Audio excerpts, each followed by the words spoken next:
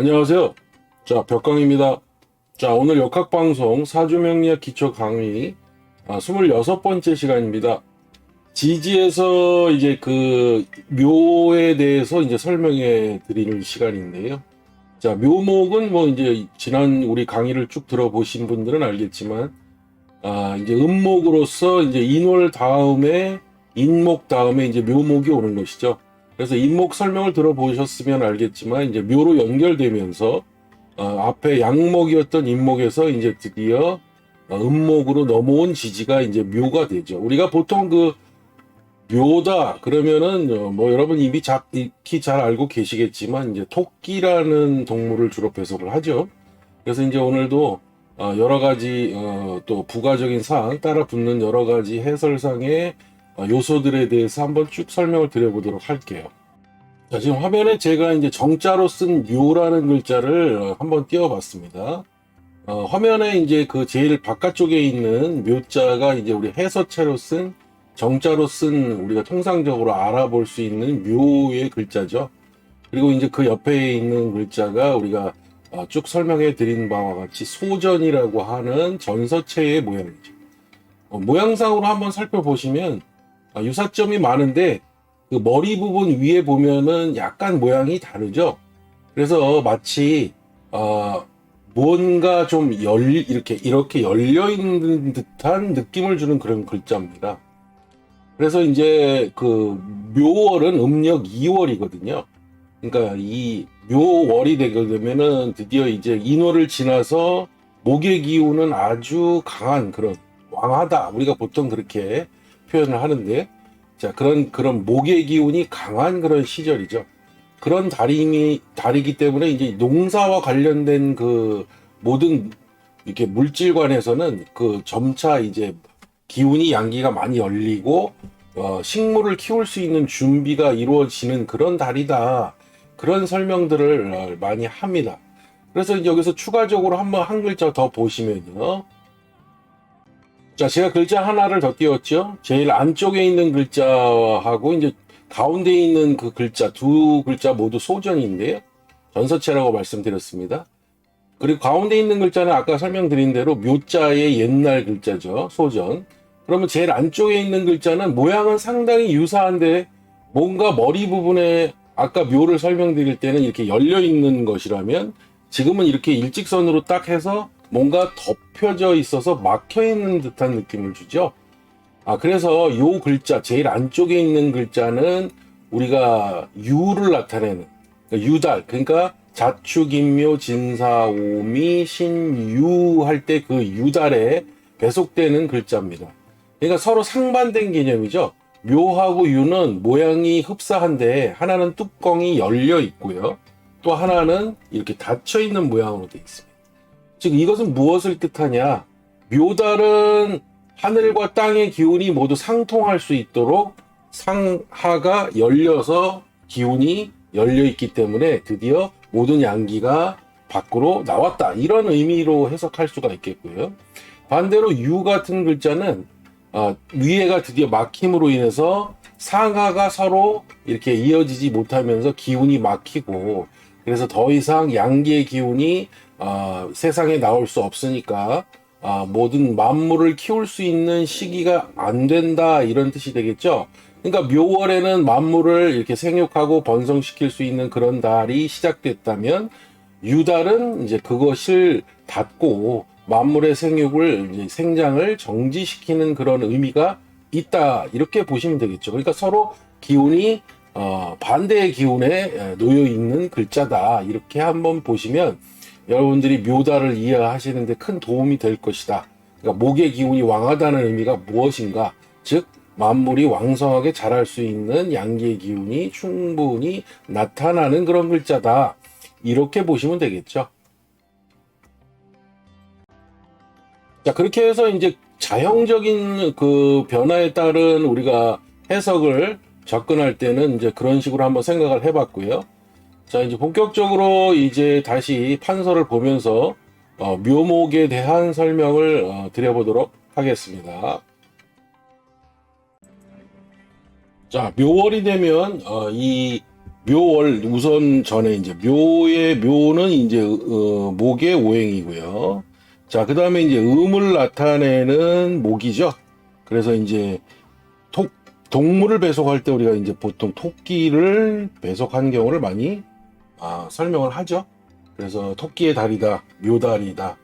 자, 인월 다음에 묘월로 이어진 것이기 때문에 드디어 이제 그 인월은 저번 시간에 인월 설명할 때 인목이라는 것을 설명할 때 이제 정월 달의 의미가 있어서 월로 치면은 새해의 시작이다.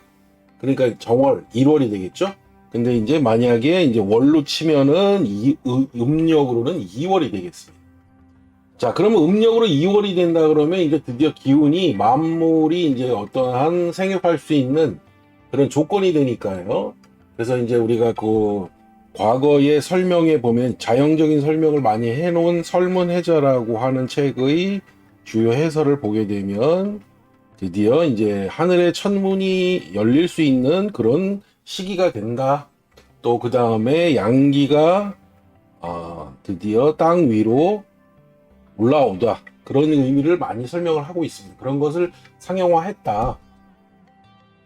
그래서 이제 뭐 초목이 드디어 이제 인월에서는 양목이니까요. 이것이 양의 목이니까 아무래도 새해의 시작이면서 이제 양목의 설명을 많이 했다면 드디어 이제 묘목이 되면은 이제 음목이 되면서 아무래도 여러 가지 초본 식물들도 살아갈 수 있는 생육이 될 수 있는 시기로 점차 무르익어 간다.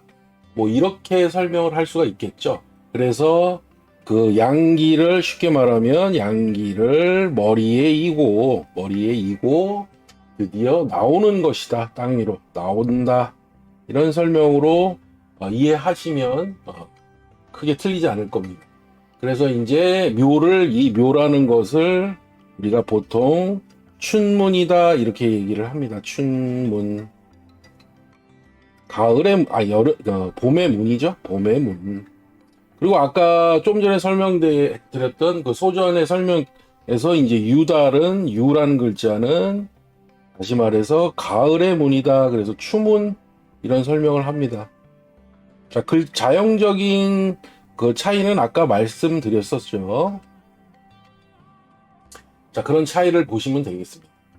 대체적으로 이런 십간 십이지는요, 그래서 과거의 이 고문에 해당되기 때문에 말하자면 그 춘추 전국시대 이후에 사상이 이렇게 활발하게 전개된 그런 후대에 속하는 시기에 만들어낸 글자가 아니라고 봅니다. 그래서 이것은 상당히 훨씬 더 고대의 시기에 만들어진 글자가 맞죠.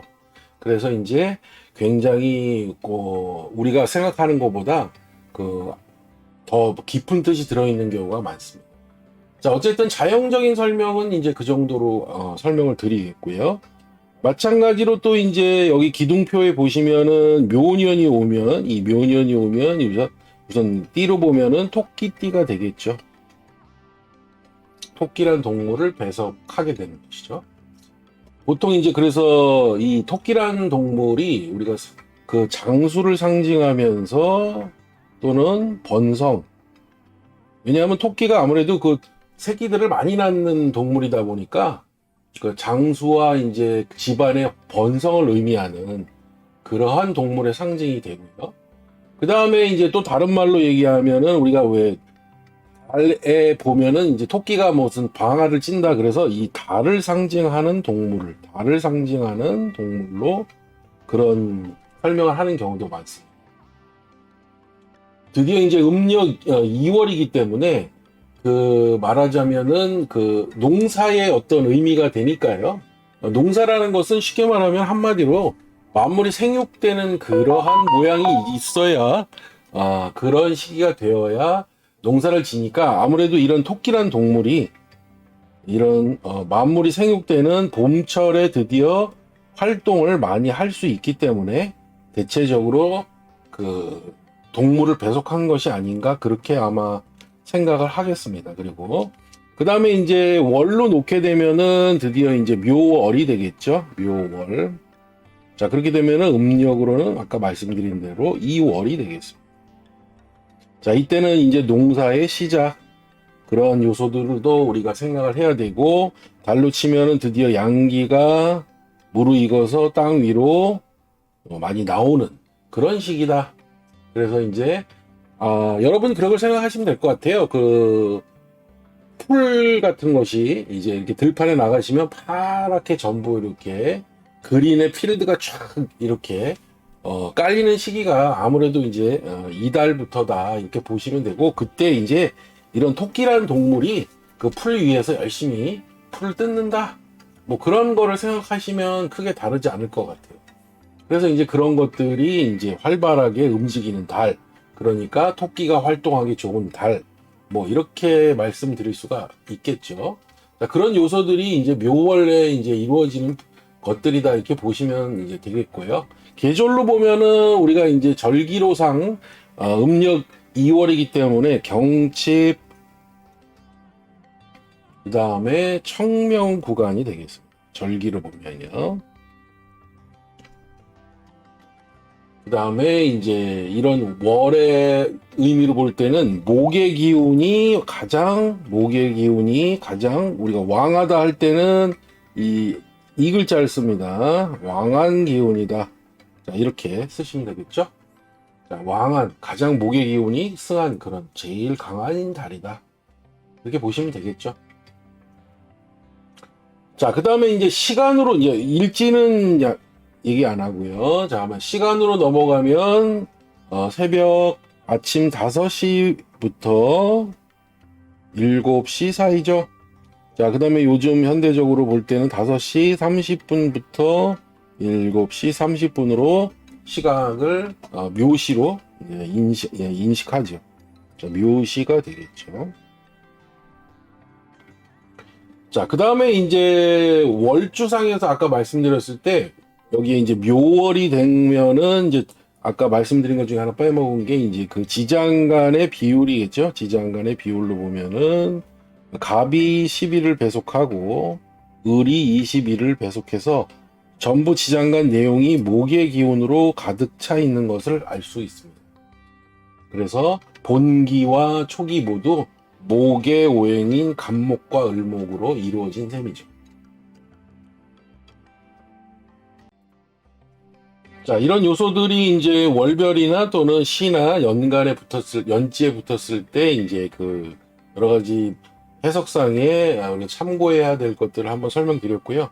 이제 월별 상황을 또 봐야 되겠죠. 월별 오행 상황을 보게 되면은, 자, 월별 오행 상황이란 건 다시 또 이제 서머리에서 말씀드리면, 예를 들어서 사주에서 묘월에 태어났을 때 여기 일간이 이제 어떠한 일간이냐에 대한 설명을 드리는 개념이죠. 그러니까 여기서 이제 묘월에 이제 갑을목, 목의 일간들은 어떤 상황인가, 또는 병정, 화의 일간들은 어떤 상황인가, 이걸 따져보는 건데요. 자, 우선 목의 일간이라고 하면은 당연히 이제 갑목과 을목의 일간들이겠죠.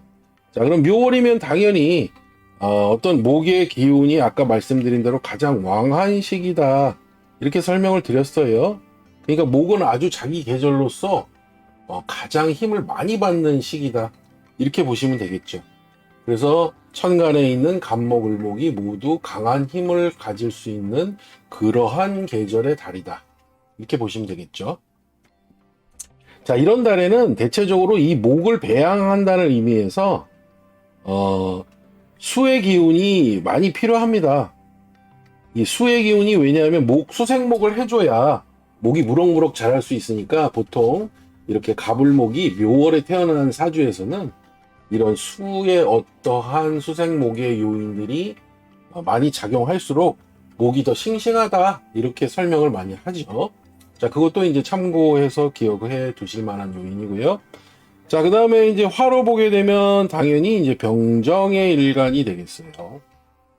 자, 병정의 일간은 묘월이 이제 목의 달이니까, 묘월 자체가 목의 달이니까요. 병정의 일간으로서는 목생화가 잘 이루어지는 그러한 달이다, 이렇게 보시면 되겠죠. 그러니까 상당히 목생화를 받으니까 화도 힘을 얻는다. 이렇게 보시면 되겠죠. 자, 그 다음에 그래서 보통 이렇게 묘달의 병정으로 이렇게 일간이 구성되는 사주에서는 목생화의 기운을 잘 받고 있는 것이라 그래서 이러한 화는 대체적으로 꽃을 피운 것, 그러한 물상으로 이해하는 경우가 많습니다. 그래서 이걸 굉장히 좋게 해석하는데요. 그래서 이제 화려하고 밝고 명랑하고 그러한 요소다. 이렇게 생각을 하시면 될 것 같아요. 자, 그 다음은 이제 토의 오행인 무토와 기토의 일간들은 어떨까? 당연히 목이 강한 그런 묘월이기 때문에 아무래도 이제 목극토의 어떤 영향을 받겠죠. 그래서 극을 좀 받는 상황의 달입니다. 그래서 토양은 또한 이 목을 배양시키기 위해서는 이 토가 극을 받아야 그 뿌리가 견고하게 되겠죠. 그래서 많이 극을 받는 모양 이렇게 보시면 되겠죠. 그러니까 토로서는 굉장히 조금 극을 많이 받는 달이다 이렇게 생각하시면 될 것 같아요. 자, 금의 상태는 어떨까요? 자, 물론 이제 천간의 경금과 신금이 되겠죠. 자, 금의 상태에서는 아무래도 이제 목이 왕한 달이죠. 그래서 이제 그런 달이기 때문에 당연히 그 반대되는 금은 아무래도 힘을 얻기가 어렵죠. 그래서 금의 오행의 일간들은 이제 무기력한 상태, 그런 상황의 달이다. 이렇게 보시면 되겠습니다. 자, 그 다음 수의 일간들은 어떨까요? 수의 일간들. 임수나 계수의 일간들이겠죠. 자, 묘월이 되면은 수도 드디어 겨울을 지나 봄으로 넘어온 거기 때문에 겨울이 이제 우리 수의 계절이라고 하잖아요. 그래서 이제 겨울을 지나 봄으로 넘어온 그런 계절이기 때문에 목이 굉장히 왕하다 그랬죠. 그러니까 수의 기운은 약하다. 이렇게 보시면 되고요. 자, 그래서 이제 목을 봤으면은 이제 수생목하는 그런 요인이 되는데, 그래서 당연히 임수, 계수도 봄철에는 약한 그런 시기다. 이렇게 보시면 될 것 같습니다.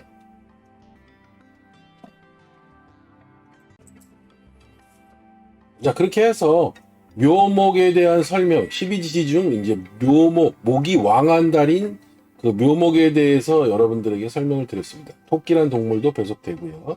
그 다음에 자연적인 변화도 한번 훑어봤고, 그 다음에 오행적인 상황, 즉 일간이 어떤 일간들이 힘을 받고 있느냐 또는 힘을 얻지 못하고 있느냐, 그에 대한 설명도 한번 추가적으로 다 드려봤습니다. 자, 한번 정리해서 한번 익혀보시도록 하시고요. 또 다음 시간 진이라는 진토의 지지에 대해 설명을 드리는 시간에 만나 뵙도록 하겠습니다. 자, 오늘 감사했습니다. 자, 벽광이었습니다.